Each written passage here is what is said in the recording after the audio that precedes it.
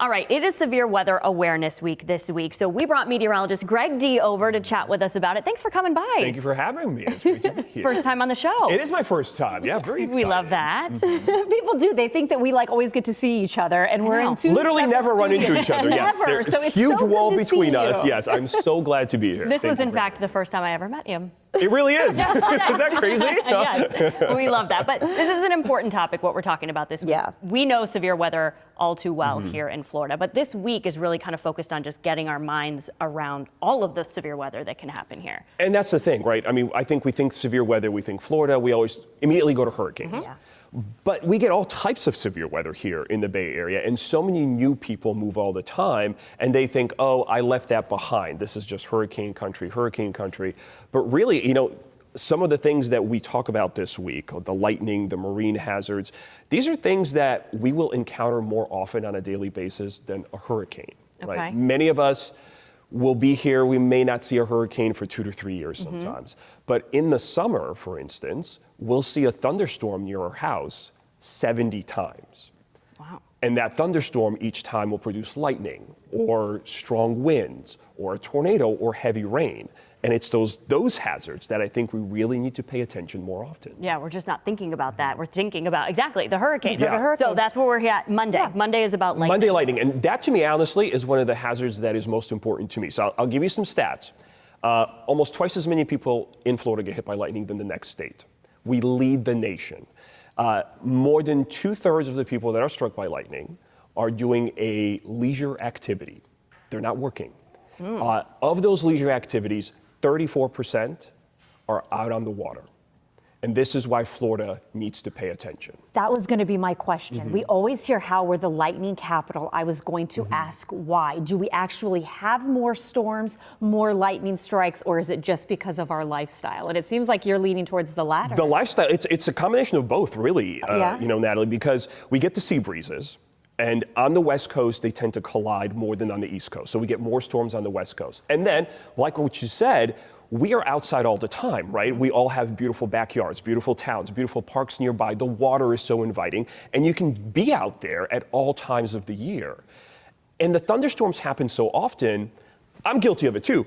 You hear the thunder, you just kind of block it out. You want to sometimes. You do, because you hear it all the time. Sometimes you don't even notice it. There's always a thunderstorm out there. I'll give you one more stat. I don't know the history behind this. 79% of all the people struck by lightning, you know who they are? Who? Men. Uh-oh. That is Gentlemen. an official stat from the Weather Service. It's very interesting. I don't know if that has to do with the activity that's involved or a decision. They don't want to go inside? I don't know what it is, you know, but it's very, very interesting. So the one thing you need to remember with lightning, keep it nice and easy. You hear thunder. So I always tell the kids, you got to grab your ears, find your ears. You hear thunder, you got to go inside. And here's the most important part. You may be seeing blue skies. You may be in the sun. You can still get struck by lightning, okay? Wow. You do not need to be in the rain, in the clouds, right next to the thunderstorm. As soon as you start hearing that thunder, you got to get inside. Okay, that's a good thing to keep in mind. And then when we're talking about Tuesday, we're talking about some of those marine hazards. Marine hazards, right? So you get wind, you get thunderstorms. Rip currents is really the big one. Always pay attention to lifeguards and flags at the beach. There's always a sign when you walk into the beach. I know you've passed it every time you've walked into the beach, but how many times have you stopped and actually read it? What does a rip current look like? What flag means what? I'm actually a nerd. I have. Okay, I have looked at it because I know the whole going parallel thing. That's a big deal to me. I'm a little scared about it. And that's a hazard that can happen at any time, even in fair weather and good weather, right? Yes. So you have to pay attention to that, absolutely. That's a good reminder. At the beach. So then let's move on to Wednesday. What are we dealing with on Wednesday? Can you check out that full screen one more time? Let's look up the schedule. I believe that is tornadoes and thunderstorms. Yeah, thunderstorms and tornadoes on Wednesday. That's something we have every year. You know, we're not a big tornado state. We don't get a lot of tornadoes, but every now and then. But we do. But we do. Once in a while you do, and I think you kind of let your guard down. You think, hey, a tornado here?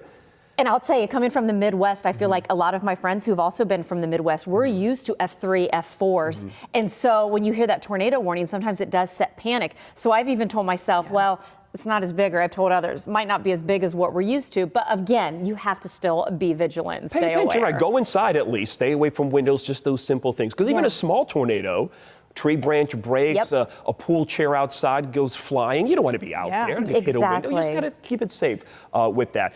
And then I think the most important one there is hurricanes. That's going to be Thursday, right? That's the one we pay attention to. Now, I do want to remind you that in a hurricane, you get thunderstorms, so you get lightning, you get isolated tornadoes, you get the marine hazards, and then you get the hurricane. So it's all those days leading up to it, and then there's the hurricane. And I think that's where prep is probably the most important. I know we say this so many times. Hurricane kit, hurricane kit, hurricane kit. I got to tell you, there's nothing more stressful than trying to find some of that stuff 3 days before the storm comes. Yes. Like everybody does. We've all been in the there. store doing it. We have. It's not available. You end up paying for some of these larger items, prices that you do not feel comfortable paying. They're expensive. Throughout the year, start looking for deals on things like generators that you're going to need. Water, bottles of water. Those can stay fresh for a long time, right? Canned goods, that kind of thing. Just kind of stock that stuff away and have it ready. I would start now. Yeah. February, why not? We're going to be kicking off hurricane season before we know it. It's something I always dread, and I always share that with our viewers, so I feel like it's going to be here very soon. Yeah. And then Friday, wildfires, which we do hear about. We do. So our wildfire season starts about mid-spring. If you've lived here long enough, you know our humidity doesn't kick in until about June. But May can be extremely hot, and so can April. And in those months, the air is very dry. We don't get a lot of rain. So trees, bushes, shrubs, they dry out. And then what happens, you get a couple of isolated thunderstorms popping up. And it's those sneaky lightning bolts that I just warned you about that can travel 10, 15 miles away.